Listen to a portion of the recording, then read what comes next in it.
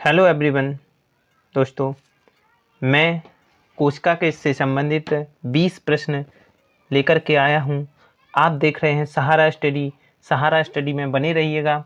आपको ऐसे ही महत्वपूर्ण क्वेश्चन मैं लाऊंगा। अगर हमारे चैनल पर पहली बार आए हैं तो चैनल को सब्सक्राइब कीजिए, वीडियो को लाइक कीजिए और शेयर करना ना भूलें। तो हम आज कोशिका से संबंधित 20 महत्वपूर्ण क्वेश्चनों को पढ़ेंगे जो कि आपकी विभिन्न परीक्षा एवं प्रतियोगिता परीक्षा एवं कक्षा 9th की साइंस के लिए महत्वपूर्ण है। यह आपकी विभिन्न परीक्षाओं में पूछे गए क्वेश्चन हैं। तो चलिए बिना देरी हुए हम लोग वीडियो को आगे बढ़ाते हैं। तो हमारा जो पहला क्वेश्चन है सर्वप्रथम कोशिका की खोज किसने की। सर्वप्रथम कोशिका की खोज किसने की, तो आप लोग अपना आंसर भी लगाइएगा। पहला जो विकल्प है, पहला है रॉबर्ट हुक, दूसरा है ल्यूवेनहक, तीसरा है एम्सलीजन, चौथा है टीश्वान। तो आपका जो सही आंसर है कमेंट में बताते जाइए। आप भी देखिएगा आप कितने सही करते हैं 20 में से। तो चलिए अब इसका आंसर हम बताते हैं। इसका जो सही आंसर होगा, इसका सही आंसर है रॉबर्ट हुक। रॉबर्ट हुक यानी सर्वप्रथम कोशिका की खोज रॉबर्ट हुक ने की थी। रॉबर्ट हुक ने जो कोशिका की खोज की थी ये 1665 ईस्वी में, ठीक है, किसके द्वारा, रॉबर्ट हुक के द्वारा की गई थी। तो हमारे इस क्वेश्चन का सही जो आंसर होगा, सही विकल्प होगा, पहला होगा रॉबर्ट हुक। नेक्स्ट क्वेश्चन की ओर चलते हैं। हमारा जो नेक्स्ट क्वेश्चन है, नेक्स्ट क्वेश्चन क्या कह रहा है, कोशिका की खोज कब हुई। जो अभी पहले क्वेश्चन में ही बताया ही गया है कि कोशिका की खोज कब हुई। तो इसका पहला विकल्प है 1665, दूसरा विकल्प है 1674, तीसरा है 1855 और चौथा है 1940। तो इसका जो सही आंसर होगा आप कमेंट में बताइएगा। इसका जो सही आंसर है, चलिए हम बताते हैं अब। इसका जो सही आंसर होगा वो होगा 1665। इसका सही आंसर 1665 यानी कोशिका की जो खोज हुई थी 1665 ईस्वी में हुई थी। और ये किसने की थी, ये की थी रॉबर्ट हुक ने। किसने की थी, रॉबर्ट हुक ने की थी। नेक्स्ट क्वेश्चन की ओर चलेंगे। हमारा जो नेक्स्ट क्वेश्चन है, सेल यानी कोशिका शब्द की उत्पत्ति से संबंधित वैज्ञानिक का नाम। ठीक है, संबंधित वैज्ञानिक का नाम। कोशिका से संबंधित, कोशिका की जो शब्द की उत्पत्ति हुई है इससे संबंधित जो वैज्ञानिक हैं वो कौन से हैं। आपको विकल्प में 4 विकल्प दिए गए हैं, जो कि पहला विकल्प है एम स्लीडन और टीश्वान, नेक्स्ट है वाटसन तथा क्रिक, तीसरा है नॉल और रस्का, चौथा है रॉबर्ट हुक। कौन सा है, रॉबर्ट हुक। तो ये जो 4 विकल्प दिए गए हैं, इसका जो सही आंसर होगा, इसका सही आंसर है, चलिए इसका सही आंसर है रॉबर्ट हुक। क्या है, रॉबर्ट हुक, यानी चौथा विकल्प सही होगा। इसका सही आंसर है रॉबर्ट हुक। यानी जो कोशिका शब्द की उत्पत्ति से इन 4 वैज्ञानिकों में से जो संबंधित हैं वो है रॉबर्ट हुक, क्योंकि उन्होंने रॉबर्ट हुक ने कोशिका की खोज 1665 ईस्वी में की थी। नेक्स्ट विकल्प की ओर चलते हैं। नेक्स्ट विकल्प है, चौथा विकल्प है कोशिका सिद्धांत का प्रतिपादन किसने किया था। कोशिका सिद्धांत का जो प्रतिपादन है वो किसने किया था। आपके लिए 4 विकल्प दिए गए हैं। 4 विकल्प हैं, पहला है रॉबर्ट हुक, दूसरा है ल्यूवेनहॉक, चौथा है जॉनसन और तीसरा है जॉनसन, चौथा है स्लाइडन और स्वान। तो इसका जो सही आंसर होगा वो कौन होगा, कमेंट में आप प्रत्येक के आंसर कमेंट में देते जाइएगा। इसका जो सही आंसर होगा, चलिए हम बताते हैं। इसका जो सही आंसर होगा चौथा, इसका चौथा सही आंसर होगा स्लाइडन और स्वान। इसका चौथा विकल्प सही होगा। चलिए नेक्स्ट क्वेश्चन की ओर। नेक्स्ट क्वेश्चन है हमारा, नेक्स्ट क्वेश्चन है जीव द्रव्य की सर्वप्रथम खोज किसने की। जीव द्रव्य की सर्वप्रथम खोज किसने की। तो आपके लिए इसमें 4 विकल्प हैं। 4 विकल्प हैं, पहला विकल्प है प्रोकज, दूसरा विकल्प है रॉबर्ट ब्राउन, तीसरा विकल्प है रॉबर्ट हुक, चौथा विकल्प है बिरचो। तो जीव द्रव्य है, जीव द्रव्य की सर्वप्रथम खोज किसने की थी। तो इसका जो सही आंसर होगा, सही आंसर होगा, आप बताइएगा इसका सही आंसर क्या होगा। बताइए सही आंसर क्या होगा। इसका सही आंसर होगा, इसका सही आंसर होगा प्रोकज। क्या होगा? प्रोकज। जीव द्रव की जो खोज सर्वप्रथम की थी वो की थी प्रोकज ने। किसने की थी? प्रोकज ने। चलिए अब हम 6वें क्वेश्चन की ओर चलते हैं, जो हमारा 6वां क्वेश्चन है। 6वां क्वेश्चन क्या कह रहा है? 6वां क्वेश्चन कह रहा है मानव शरीर की सबसे बड़ी कोशिका है। मानव शरीर की सबसे बड़ी कोशिका है। मानव शरीर की सबसे बड़ी कोशिका है। तो इसके 4 जो विकल्प दिए गए हैं, इसके 4 विकल्प हैं तंत्रिका कोशिका, गुर्दे की कोशिका, यकृत कोशिका, पेशी कोशिका। तो इसका जो सही आंसर है बताइएगा सभी, इसका जो सही आंसर है, इसका सही आंसर की ओर हम लोग चलते हैं। इसका जो सही आंसर है मानव शरीर का की जो सबसे बड़ी कोशिका है, जो सबसे बड़ी कोशिका है वो होती है तंत्रिका कोशिका। तंत्रिका कोशिकी क्या होती है? तंत्रिका कोशिका। नेक्स्ट अब हम लोग 7वें क्वेश्चन की ओर चलेंगे। 7वें क्वेश्चन की ओर चलेंगे। हमारा जो 7वां क्वेश्चन है, 7वां क्वेश्चन क्या कह रहा है? जीव शरीर की रचनात्मक एवं क्रियात्मक इकाई क्या है? हमारे जो जीव के शरीर की रचनात्मक या उसी को हम लोग कहते हैं संरचनात्मक और क्रियात्मक जो इकाई है वो क्या है? आपके जो विकल्प दिए गए हैं 4 विकल्प हैं। पहला विकल्प है कोशिका, दूसरा है ऊतक, तीसरा है जीव द्रव, चौथा है माइटोकॉन्ड्रिया। तो बताइए इसका आंसर, सही आंसर बताइए। इसका जो सही आंसर होगा, 7वें का सही आंसर होगा कोशिका। क्या होगा? कोशिका। कोशिका को कहा जाता है हमारे शरीर की रचनात्मक और क्रियात्मक। अब हम देखेंगे इसे रचनात्मक, यानी जो कोशिका है हमारे शरीर को आकार प्रदान करती है। क्या करती है? आकार। रचना मतलब कोई आकृति देना, आकार देना। तो रचनात्मक यानी आकार, हमारे शरीर को आकार प्रदान करती है, इसलिए से रचनात्मक कहा जाता है। और हमारे जो सारे क्रियाकलाप होते हैं, हम जितने भी क्रियाकलाप करते हैं वो किसके द्वारा करते हैं?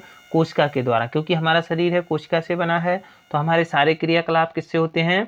कोशिका से। इसलिए हम इसे कार्यात्मक इकाई भी कहते हैं। कार्यात्मक इकाई भी कहते हैं।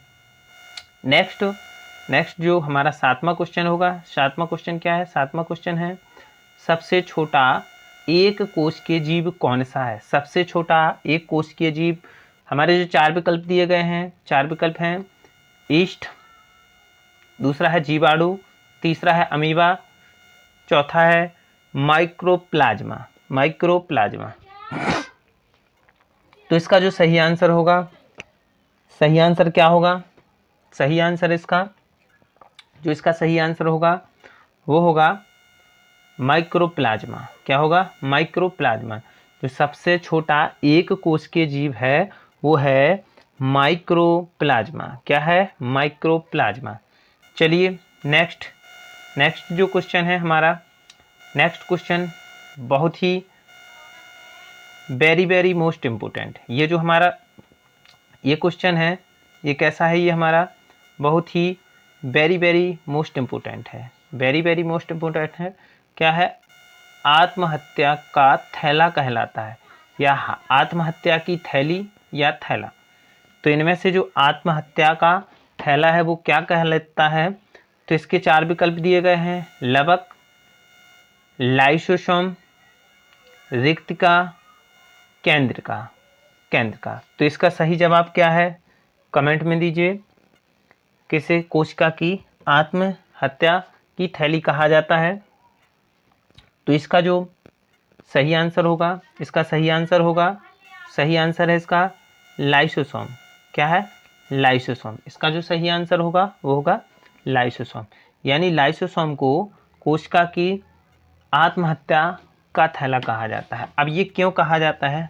जब कोशिका किसी कारणवश टूट जाती है, फूट जाती है, ठीक है, तो उसके जो भी है सब अंगक बिखर जाते हैं और उसको जो ये लाइसोसोम है ये खा जाता है, पचा जाता है। इसीलिए हम इसे क्या कहते हैं? आत्महत्या का थैला कहते हैं। नेक्स्ट हमारा जो 10वां होगा, 10वां क्वेश्चन है कौन सा कोशिकांग पाचक थैली कहलाता है? यहाँ होना चाहिए कहलाता है। कौन सा कोशिकांग पाचक थैली, अभी जो मैंने पहले बताया कि जो कोशिका के अंगकों को, ठीक है, कोशिका किसी कारण से टूट फूट जाती है, कुछ भी हो जाती है, ये बिखर जाती है, तो उसको जो लाइसोसोम है वो खा जाता है, पचा जाता है, ठीक है। और जितने भी उसमें अपशिष्ट पदार्थ होते हैं, उत्पन्न होते हैं, कोशिका जब अपना कार्य करती है, उसमें जितने भी, ठीक है, पदार्थ, गले सड़े पदार्थ होते हैं, उसको लाइसोसोम है जो ये खा करके, पचा करके उसको साफ बनाए रखता है। तो इसका जो सही आंसर होगा वो क्या होगा?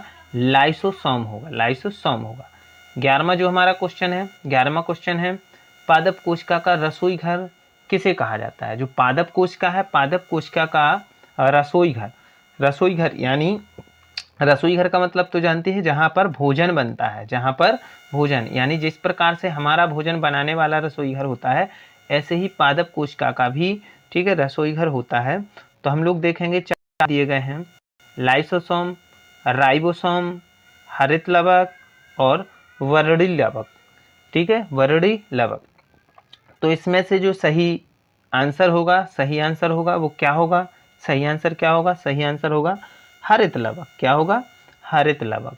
क्योंकि जो पादप हैं, पेड़ पौधे हैं, वो हरित लवक की उपस्थिति में ही अपना भोजन बनाते हैं। पता है भोजन बनाने के लिए क्या क्या चाहिए? सूर्य का प्रकाश चाहिए, जल चाहिए, हरित लवक चाहिए और कार्बन डाइऑक्साइड चाहिए। इनकी उपस्थिति में ही पेड़ पौधे अपना भोजन बनाते हैं। नेक्स्ट जो 12वां क्वेश्चन है, 12वें क्वेश्चन की ओर चलते हैं। 12वां क्वेश्चन क्या कह रहा है?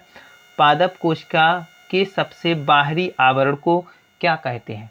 पादप कोशिका के सबसे बाहरी आवरण को क्या कहते हैं? जो पादप कोशिका होती है उसके बाह्य आवरण होता है, जो बाह्य आवरण, वो क्या होता है? वो क्या होता है? तो हमें 4 विकल्प दिए गए हैं। 4 विकल्प कौन कौन से हैं? केंद्रक झिल्ली, कोशिका झिल्ली, प्लाज्मा झिल्ली, कोशिका भित्ति, कोशिका भित्ति। तो देखिएगा, हम लोग देखेंगे इसका जो सही आंसर होगा, सही आंसर की ओर चलते हैं, ठीक है। पादप कोशिका का जो बाहरी आवरण होता है वो होता है कोशिका भित्ति।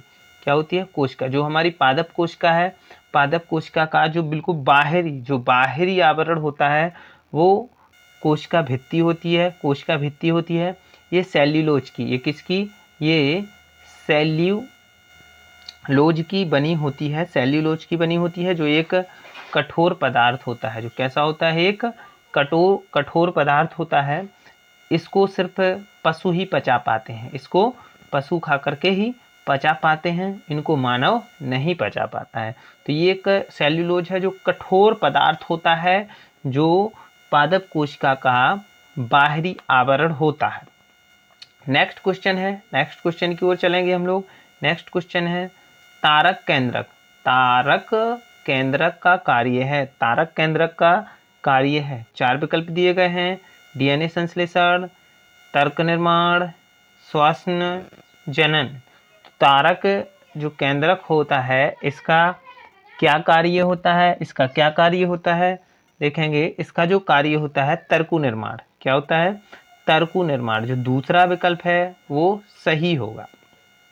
नेक्स्ट क्वेश्चन की ओर चलते हैं। नेक्स्ट हमारा जो क्वेश्चन है, केंद्रक में पाए जाते हैं। अब जो हमें 4 विकल्प दिए गए हैं, क्रोमोसोम, लाइसोसोम, राइबोसोम, इनमें से कोई नहीं, इनमें से कोई नहीं।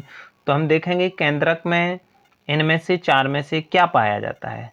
क्या पाया जाता है? तो हम लोग देखेंगे क्या पाया जाता है। अब लाइसोसोम देखेंगे, लाइसोसोम जो लाइसोसोम दिख रहे हैं, ये लाइसोसोम तो कभी पाए नहीं जाते हैं। लाइसोसोम तो कोशिका का एक अंगक ही होता है और इसका कार्य होता है कोशिका में जो सड़े गले पदार्थ उत्पन्न होते हैं उनको खा करके कोशिका को साफ रखना। अब लाइसोसोम का क्या होता है कार्य?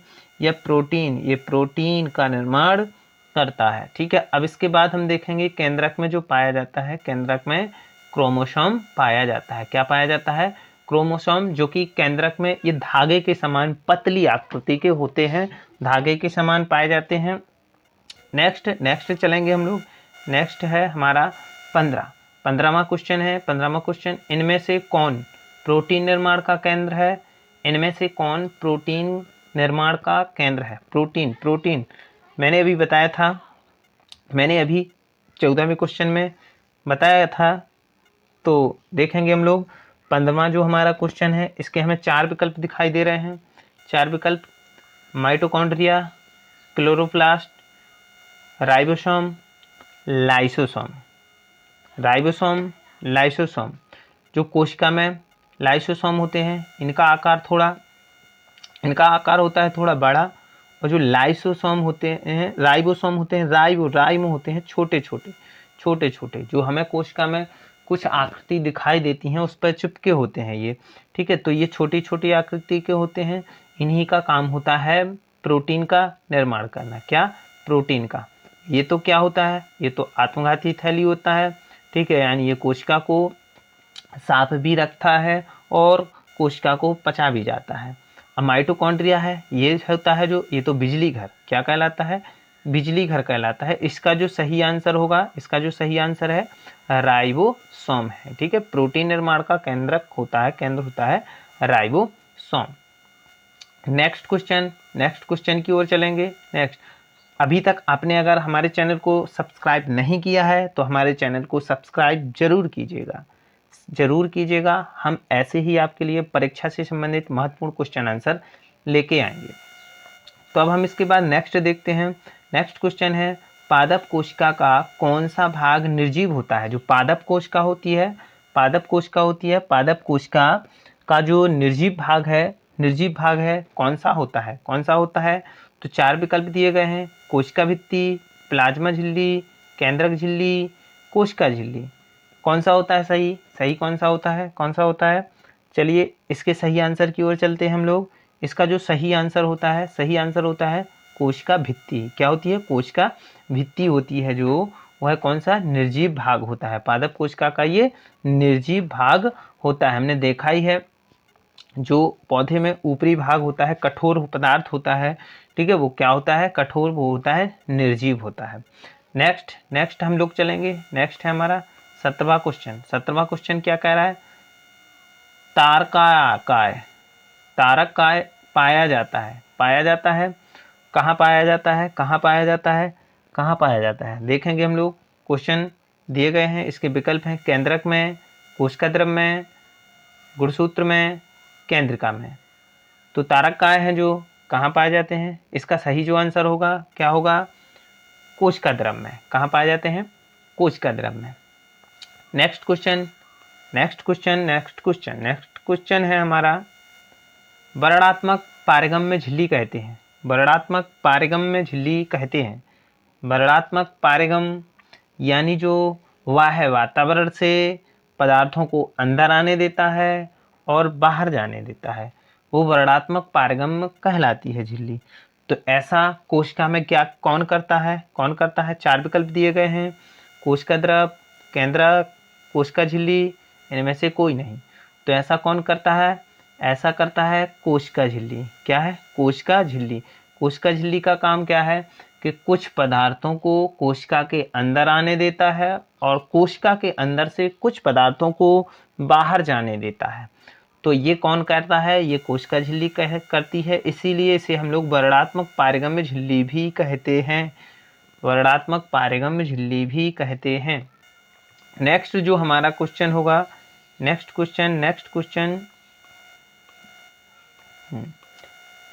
क्वेश्चन है हमारा, पीले, नारंगी, लाल रंग के रंजकों में कौन सा पदार्थ पाया जाता है? पीले, नारंगी, जो लाल रंजकों वाले पदार्थ होते हैं, इसमें